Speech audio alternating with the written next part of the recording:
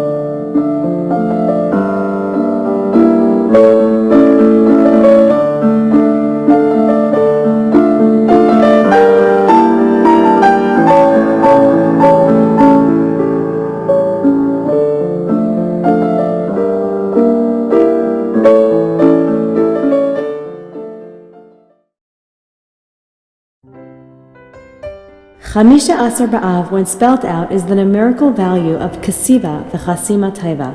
May you be inscribed and sealed for a good year, which we say before Rosh Hashanah Yom Kippur. This is the time to start the tshuva process that ends with Yom Kippur. The Talmud says that there was never a Yom Tov for the Yidden as Chamishah Asar B'Av and Yom Kippur. In other words, Chamishah Asar B'Av is greater than Pesach, Shavuos, and Sukkot. It's the holiness of Yom Kippur, but through joy. We know on Yom Kippur the highest level of our soul, the Yechida, is revealed. On Tisha B'Av, Moshiach is born. On Chamishah Asar B'Av, the moon shines fully. When the revelation of the era of the Geula, shining constantly the whole day. Just like we know, we are like the moon, and we will be renewed just like the moon when Moshiach comes. We are supposed to celebrate with great joy on this day, gather and sing together to inspire each other to grow in our bond to Hashem, making it real, making it complete, making it deep. Chamishah Asar B'Av falls on Friday, the day that man was created, with everything prepared. On this day, Adam called to all creations, "Let us bow down before Hashem." He brought the entire world to an acceptance of Hashem's kingship. Just like it will be in the era of Geula, Hashem completely revealed and king over us in a way that all will acknowledge, see, feel, and live with.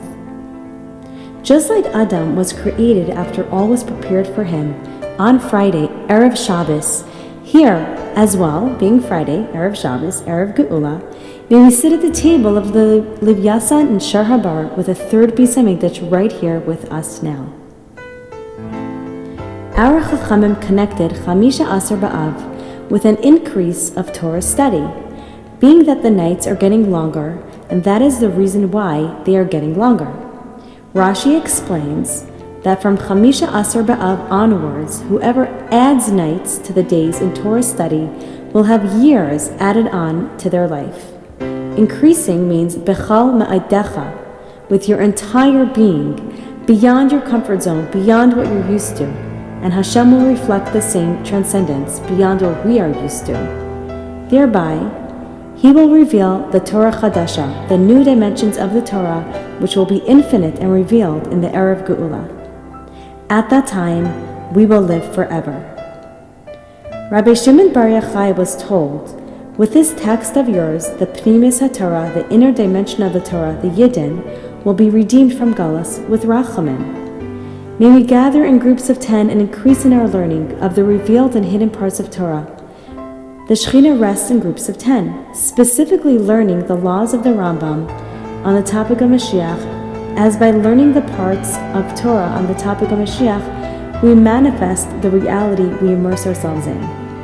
May this be done with our heart and soul until the third Beis HaMikdash comes down from Shemayim and we are led by a righteous Moshiach appointed by Hashem to Eretz Yisrael.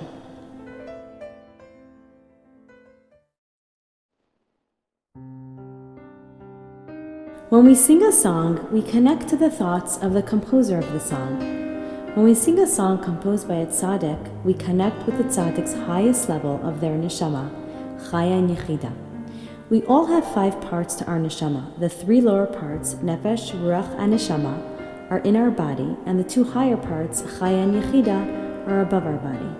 Our highest part, the yechida, being revealed at special times, on Yom Kippur, after Mincha and Shabbos. When Mashiach comes, our Yechida will always be revealed. However, we have the ability to serve Hashem from our Yechida, like for example, when a Yid gives up his life for Hashem. That's the Yechida shining through. The Yechida is the part of ourselves where we love each other, where we are all equal, and all we want to do is the will of Hashem, with our entire being, even if we need to sacrifice. The soul of Mashiach is made up of everyone's Yechida. When we reveal the Yechida within ourselves, and we all do that, the Mashiach will have no choice but to come and reveal himself to us. When we sing a Niggun from a tzaddik, we connect with their highest part of their soul, the Chaya Yechida. We invite their holy neshama in the room to be with us at this time. Our thoughts can become one with the teachings of this tzaddik. If words are the pen of the heart, taught the Baal Tanya, then song is the pen of the soul. The soul's pen, however, writes in the opposite direction from the heart's. While words carry meaning downwards from Hashem into the minds of sages and prophets to give them over to the people that he loves, then song carries the soul upwards to be absorbed within the infinite light. That is why Niggunim generally have no words. Words limit and define, but the Niggun tears the soul beyond all bounds, beyond words. Once the Baal Tanya passed through Shklav on one of his journeys. Among those who visited the Baal HaTanya at his lodgings were many of the town's greatest scholars, who presented to him the questions and difficulties they accumulated in the course of their studies. The Baal HaTanya listened attentively to all the questions put to him, but did not reply to any of them. However, when the scholars of Shklav invited him to lecture in the central study hall, he accepted the invitation. The Baal HaTanya began to speak. All those of Shirah, song, he quoted, go out with Shirah and are drawn by Shirah. The masters of song, explained the Rebbe, the souls and the angels all go out in song and are drawn by song. Their yearning for Hashem and their drawing back to fulfill the purpose of their creation are by means of song and melody. And then the Rebbe began to sing. The room fell utterly silent. All were caught in the thrall of the melody, a melody of yearning and resolve, of ascent and retreat. As the Rebbe sang, every man in the room felt himself transported from the crowded hall to the innermost recesses of his own mind, where a man is alone with the confusion of his thoughts, alone with his questions and doubts. Only the confusion was gradually being dispelled, the doubts resolved. By the time the Rebbe finished singing, all the questions in the room had been answered.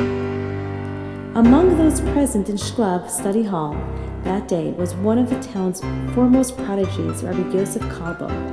Many years later, Rabbi Yosef related his experience to the chassid of Avraham Shenis. I came to the study hall that day with 4 extremely difficult questions which I had put forth to the leading scholars of Vilna and Slutsk, to no avail. When the Rebbe began to sing, the knots in my mind began to unravel. The concepts began to crystallize and fall into one place. One by one, my questions fell away. When the Rebbe finished singing, everything was clear. I felt like a newly born child, beholding the world for the very first time. That was also the day I became a chassid, concluded Rabbi Yosef. A year after the Tanya was published, in 1796, a group of chassidim came to the Baal Tanya with a problem. They couldn't understand the Tanya. The Alter responded, "You can't get half of anything. To understand the Tanya, you have to have the music that comes with that." It was from that point on that the Baal Tanya began to teach chassidim his Nigunim.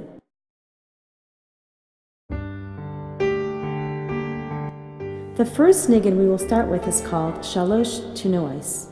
It is wordless, as it is not limited by letters. This Niggun invites the Baal Shem Tov, the Mezritcha Magid, who continued to teach Chassidus after him, and the Baal Tanya into this room. There are 3 parts to this Niggun, each one editing a part. The first part, the Baal Shem Tov, the second part, the Mezritcha Magid, and the third part, the Baal Tanya. When the Baal Shem Tov was a small boy, after he was orphaned from both of his parents, he used to love to go in the forest and spend time alone. One day when he was in the forest, he was wandering around and he saw a huge house which he never saw before, and he was very curious. There were lights coming from the house, and he could see there were lots of people eating and laughing, making a lot of noise, feasting. He walked to another room, and he saw a man with a long white beard sitting on a chair. He looked like an important person. The man said to him, "Young boy, deny that Hashem exists." The Baal Shem Tov looked at him and said very loudly, "Yispodru kol payali aven," which means, all who sin will be destroyed. When he said that, the entire house and everything inside completely disappeared. The people in the house, the whole scene was klipa, the opposite side, relating to ourselves. If we truly resonate with the concept that there is nobody but Hashem, Hashem is the only true existence, only Hashem is real. When we get overwhelmed by negative thoughts, triggers, and we remind ourselves only Hashem is real, we don't have to worry. We can choose to have faith. We don't have to live with fears because Hashem is taking care of us. And Hashem is all good. Only good can come from Him. Ein Ad Milvado, there is no true existence but Hashem. We can let Hashem's light overpower all else and feel Him carry us to do His will.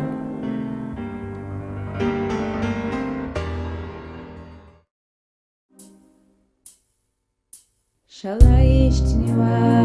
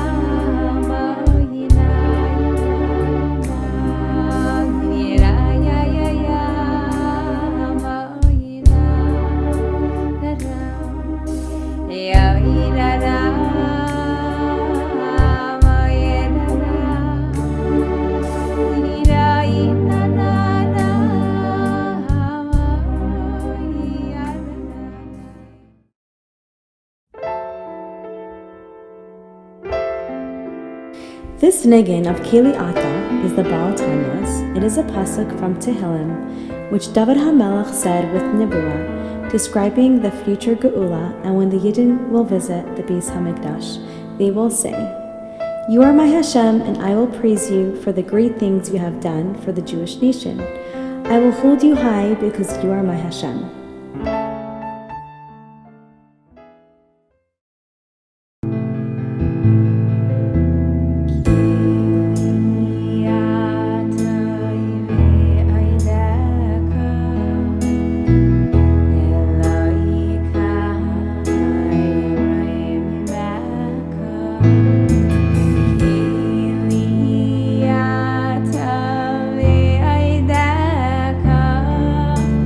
And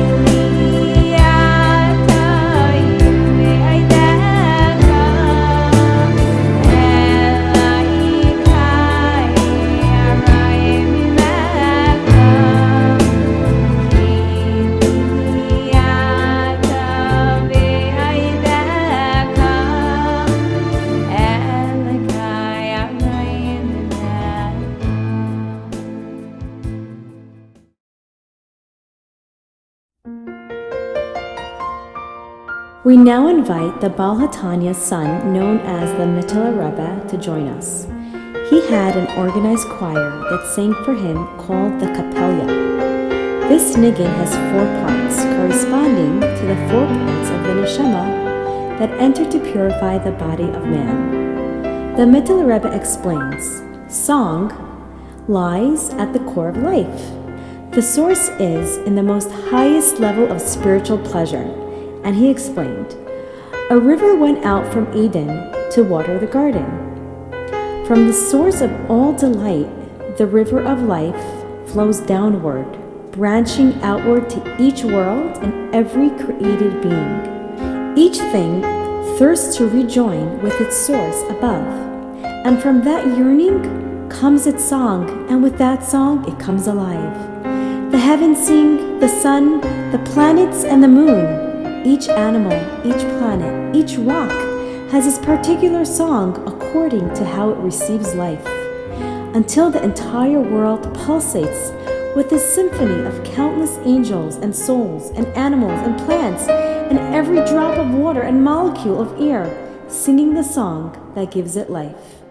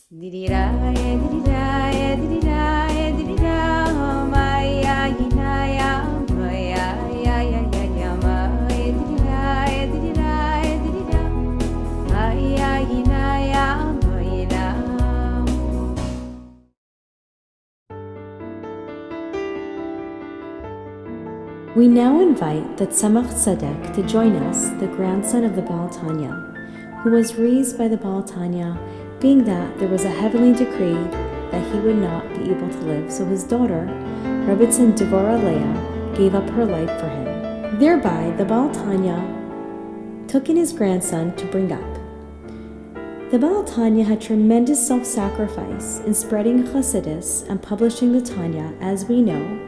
He went to prison for 53 days, corresponding to the 53 chapters in Likutei Amarim. Because of the suffering he went through, the heavenly courts promised us, whoever learns Tanya will have the ability to overcome any and all obstacles in serving Hashem that would be very hard otherwise. The words of this Niggun is Yamin Hashem Reimema, Yamin Hashem Osachayel. The right hand of Hashem is raised high. The right hand of Hashem acts with great strength. This Niggun is divided into 3 parts that signify deep meditation, strong hope, and incredible emunah. A chassid in need of divine assistance once came before the Tzemach Tzedek to ask for a bracha. Please arouse rachamim for me. Think good and it will be good, replied the Tzemach Tzedek. What good are my thoughts? Asked the chassid. The Rebbe should think good. Only his thoughts will help. Yes, said the Tzemach Tzedek, but I want you to understand how it works. Thoughts of the mind have a special power. Therefore, you must think positive and it will be positive.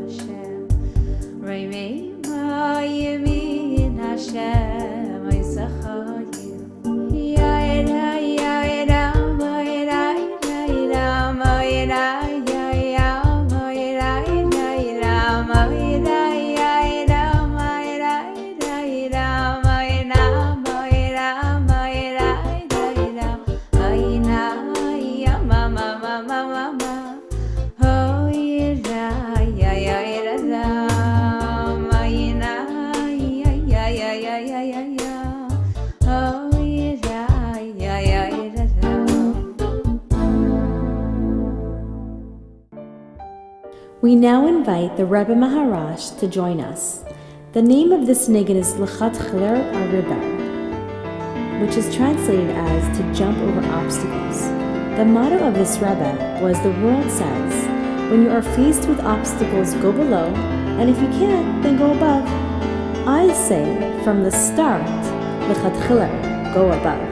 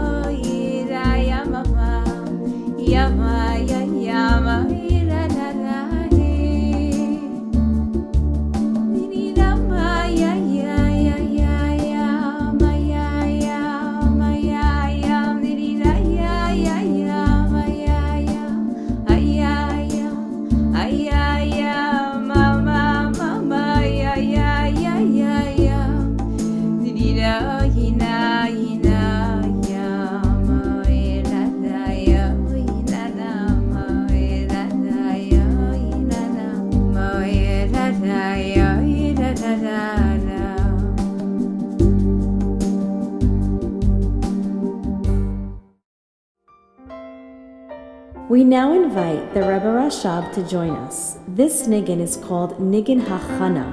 It's sung before a Hasidic discourse is said.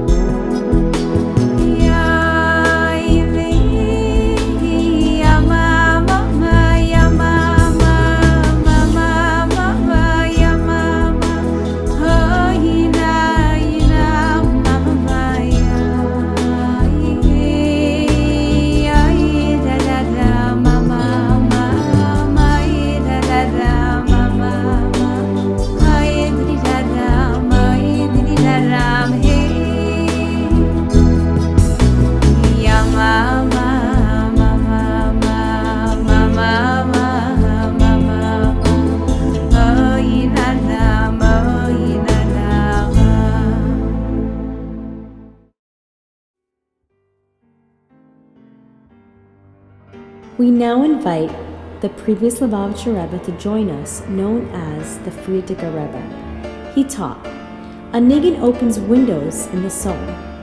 First, there must be deep contemplation, focusing the mind upon the oneness of the cosmos and its creator, to see that unity within each thing until it becomes more real than even your sense of self. But the contemplation may remain frozen in the realm of cold intellect.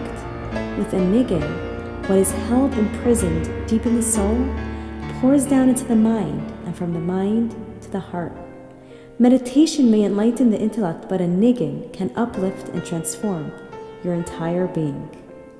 That is why the ancient Nevi'im, prophets, would sing and play musical instruments as they awaited the gift of prophecy. In this way, they would strip themselves of the barriers of body and mind, opening themselves as channels of the infinite light. Not for the sake of transcendence alone, but to draw that transcendence down to earth, to awaken the hearts of humankind to the inner truth of life. This Nigun, known as the BEINONI Nigun, is that we have two souls within us, an animal soul and a godly soul. The Tzemach Tzedek, Baal Tani's grandson, shared this story. A few months ago, Tsar Nikolai went out to inspect his troops. He began a conversation with a Jewish soldier, and the boy's manner and thoughts appealed to him. The Tsar then said, "My boy, if you would change religion, the Tsarina and I would adopt you as our son." The soldier's silence was taken as his agreement, and he was given the best education as befitting the Tsar's child.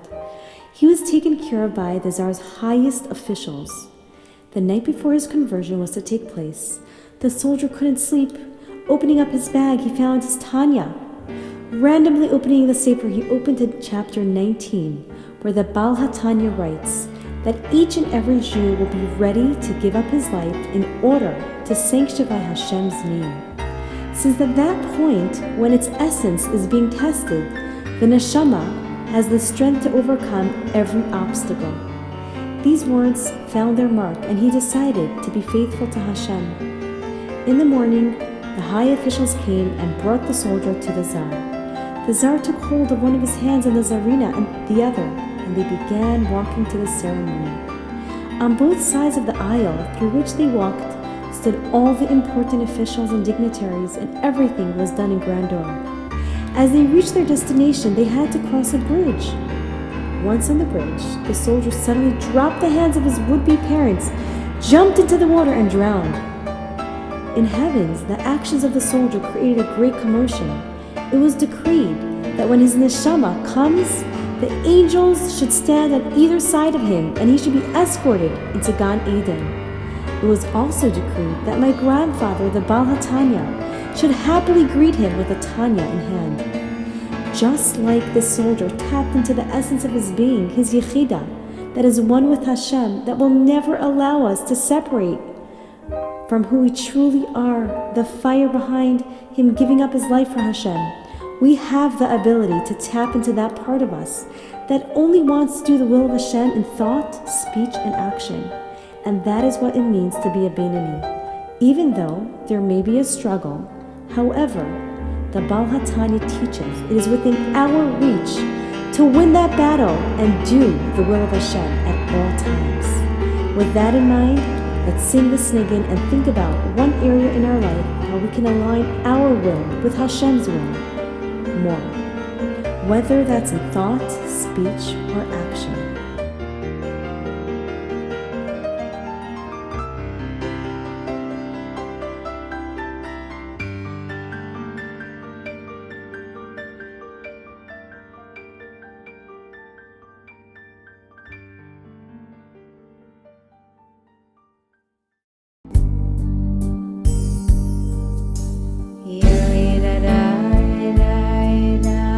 Mama, mama, mama,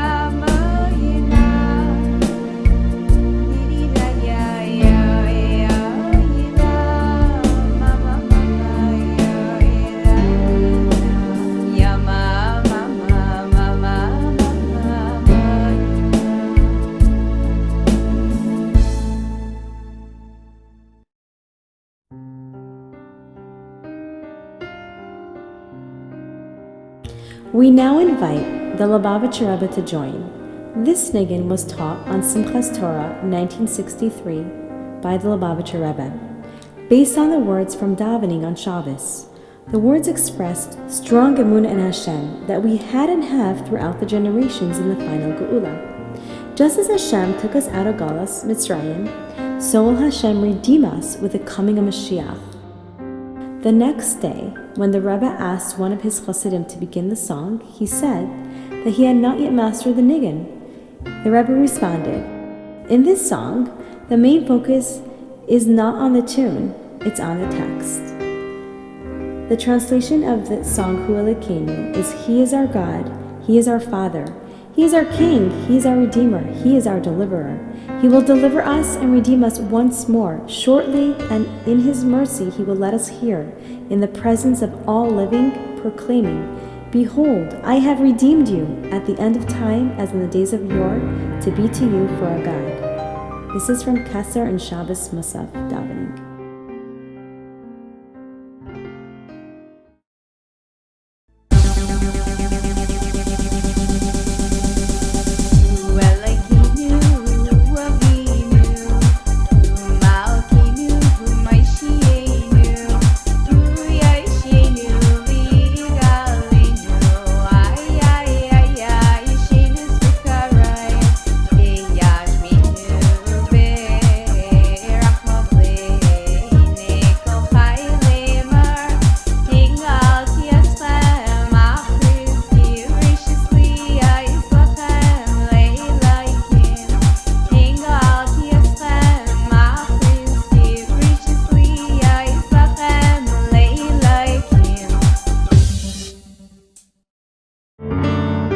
This is the Nigun of Reb Levi Yitzchak, the Rebbe's father.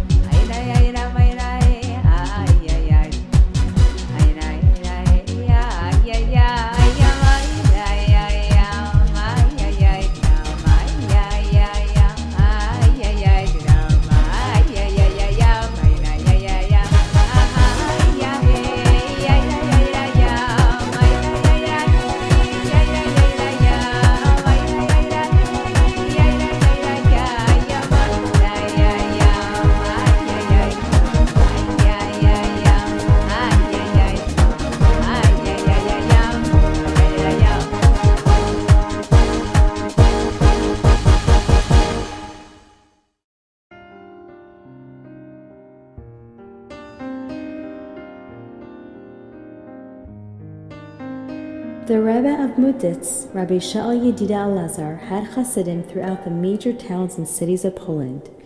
One of these was Reb Azriel David Fastag, who was noted for his exceptional voice throughout Warsaw. Many came to the shul where Reb Azriel David and his brothers, who were also blessed with beautiful voices, would daven on the Rosh Hashanah and Yom Kippur davening. Reb Azriel David would lead the davening while his brothers accompanied him as a choir. His crisp, clear, and moving voice had a profound effect on all who heard him. Reb Azriel David lived simply, earning his livelihood from a small clothing store, but his happiness and fulfillment came from another source, the world of Hasidic music. His moving tunes made their way to Atvask, a suburb of Warsaw, where his Rebbe, Rabbi Shaul Yedida Elazar, appreciated them immensely. The day a new Nigun by Reb Azriel David arrived was a festive day for the Rebbe. Dark clouds began to cover the skies of Europe, the clouds of Nazism. In spite of the terrible decrees, the yellow patch and the ghettos, most Jews could not fathom what was about to befall them. Only a few managed to escape the clutches of the Nazi occupation to safe havens. One of them was the Moditzer Rabbi, Reb Shaul Yedida Elazar, whose Hasidim made a tremendous effort to save him. As the Nazis entered Poland, the Hasidim smuggled him out of Poland to Vilna, in Lithuania, and from there he made his way across Russia to Shanghai, China, eventually arriving in America in 1940. Meanwhile, in Poland, tens of thousands of Jews were being shipped off daily to their death in cattle cars that were a part of the railway system. Roused from their warm beds in Warsaw in the middle of the night, husbands were separated from their wives, children wrested from the arms of their parents, the elderly were often shot on the spot in front of their loved ones. Then the Jews were gathered and sent off in those trains to a place where their existence would no longer trouble the Nazis, to Auschwitz, Treblinka, and Majdanek. Inside the crowded cars, over the clatter of the cattle cars' wheels, rose the sound of people gasping, sighing, weeping, and dying. One could hear the stifled cries of children crushed together, but in one such car, headed toward the infamous death camp Treblinka, the sound of singing could be heard. It seems that an elderly Jew, wrapped up in his ragged clothing, his face white as snow, had made his way over to his neighbor on the death train, begging him to remind him the tune of the Myra Kohen, sung by the Meditzer Rebbe during the Yom Kippur service. Now what you want to hear is Niggunim? Answered the other, with a hard look at the chassid, thinking that maybe all the suffering had caused him to lose his mind. But this Meditzer chassid, Rabbi Israel David Fastad, was no longer paying attention to his friend or to anyone else on the train. In his mind, he was at the prayer standing next to his Rebbe on Yom Kippur, and it is he who was leading the prayer before the Rebbe and all the Hasidim. Suddenly, there appeared before his eyes the words of the 12th of the 13 principles of faith. Ani mamin be'amuna shalema bevias HaMashiach ve'af al pi sheyismamea im kol ze HACHANA b'chol yom sheyavai. I believe with perfect faith in the coming of the Moshiach, and even though he may tarry, nevertheless, I wait each day for his coming. Closing his eyes, he meditated on these words and thought, just now, when everything seems lost, is a Jew's faith put to the test. It was not long before he began to hum a quiet tune to these words. There, amidst the death and despair on the train to Treblinka, the chassid was transformed into a pillar of song, bringing forth out of his bloodied lungs the song of the eternity of the Jewish people. He was unaware of the silence of the cattle car and of the hundreds of ears listening attentively in amazement. He also didn't hear the voices as they gradually joined his song, at first quietly, but soon growing louder and louder. The song spread from car to car. Every mouth that could still draw a breath joined in Rabbi Israel David's Ani Mamin. As if waking from a dream, Rabbi Israel David opened his eyes to the sight of a singing train. His eyes were red from crying, his cheeks wet with tears. In a choked voice he cried out, I will give half of my portion Olam Haba to whoever can take my song to the Meditzer Rebbe. A hushed silence descended upon the train. Two young men appeared, promising to bring the song to the Rebbe at any cost. One of them climbed upon the other and, finding a small crack of the train's roof, broke out a hole from which to escape. Poking his head out under the open sky, he said, I see the blue heavens above us. The stars are twinkling, and the moon with a fatherly face is looking at me. And what do you hear? Asked his companion. I hear, the young man answered, the angels on high singing Ani Mamin, and it's ascending to the 7 firmaments of heaven. Bidding farewell to their brothers and sisters on the train, the two proceeded to jump off, one after the other. One was killed instantly from the fall, the other survived, taking the memory of the song with him. He eventually found his way to the land of Israel, and the notes were sent by mail to Reb Shaul Yedida Elazar in New York. Upon receiving the notes and having the Reb Israel David's Ani Mamin sung before him, the Meditzer Rebbe said, when they sang Ani Mamin on the death train, the pillars of the world were shaking. The Almighty said, whenever the Jews will sing Ani Mamin, I will remember the 6 million victims and have mercy on the rest of my people. It is told that on the first Yom Kippur that the Meditzer Rebbe sang the Ani Mamin, there were thousands of Jews in the shul. The entire congregation burst into tears, which fell like water into the pool of tears and blood of the Jewish people. Tune soon spread throughout world Jewry. With this Niggun, said Reb Shaul Yedida Elazar, the Jewish people went to the gas chambers, and with this Niggun, the Jews will march to greet Moshiach.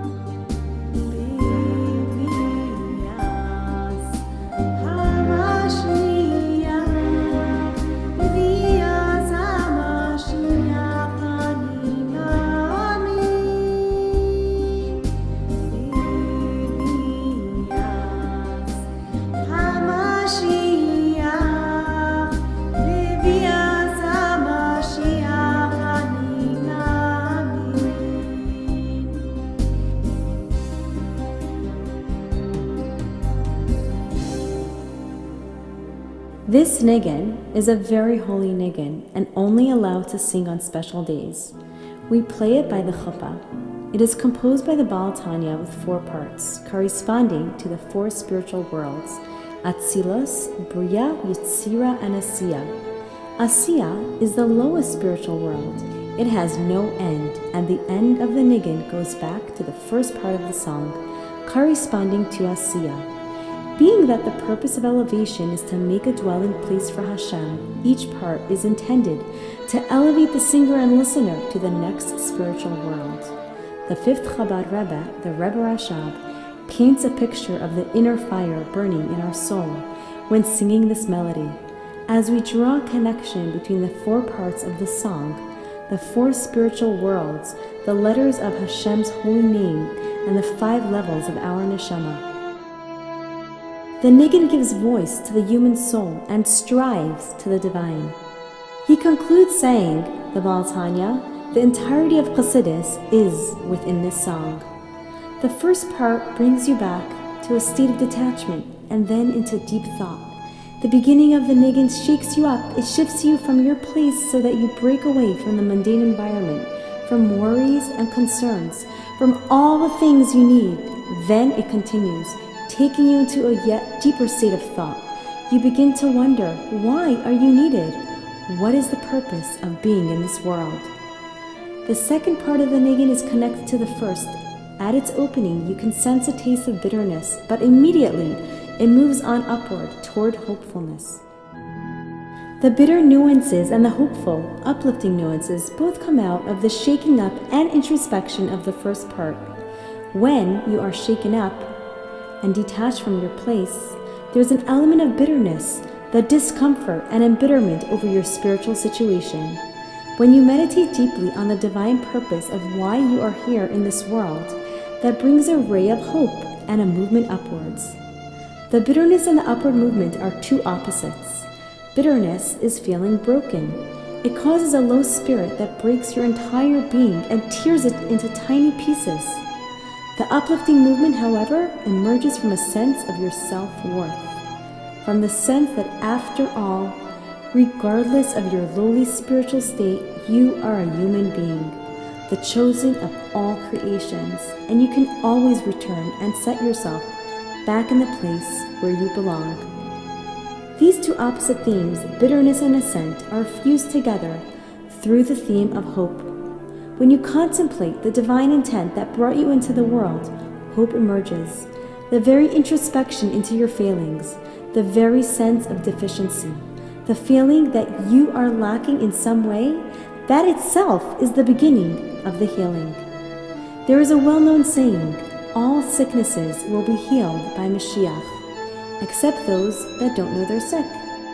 The very awareness that you know that you have some fault that already starts the process of healing. The third part of this Niggun, although connected to the fourth, follows after the second.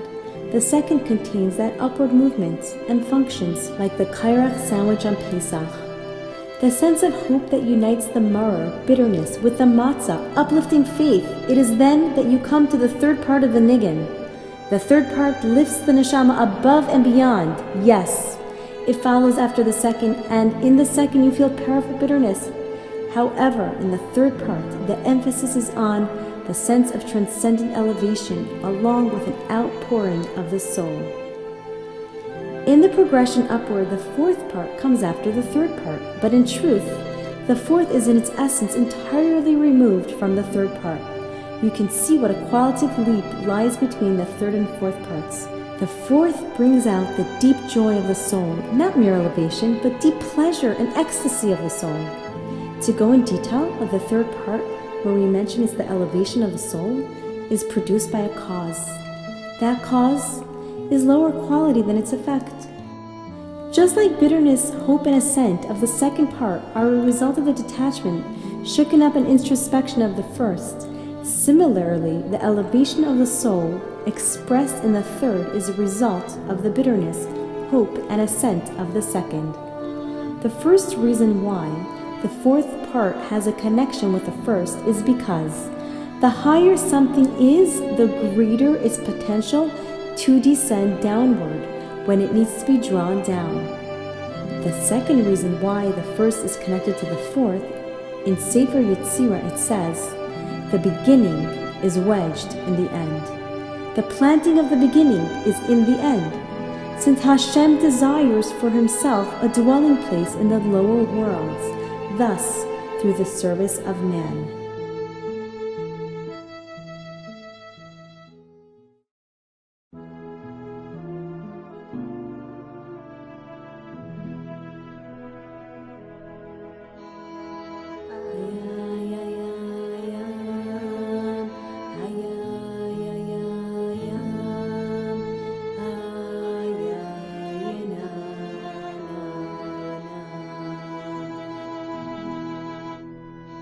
Yeah.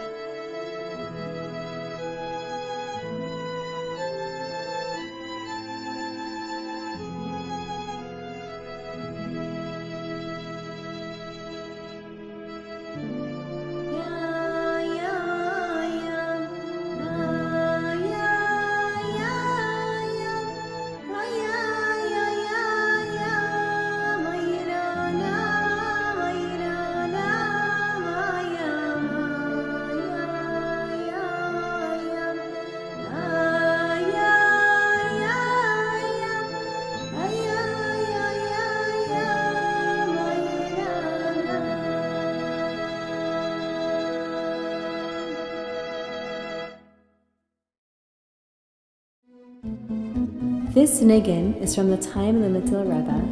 1 year on Achar Shal Pesach, the last day of Pesach, the Lubavitcher Rebbe said when having the Moshiach Seudah, I'm going to sing the Niggun of Moshiach. You can sing with Moshiach or to bring Moshiach, but I will sing with Moshiach. And then he sang the song.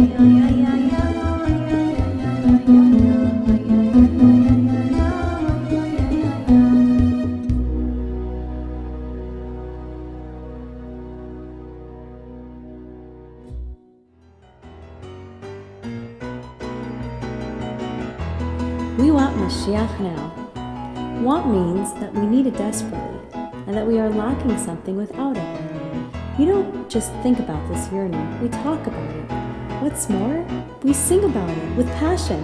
The joy and energy in our song is what brings the Geula. Now, in Hebrew spelled Nun Aleph Vav, which shares the gematria of 57, equivalent to Kel and Yud Kei Vav Kei.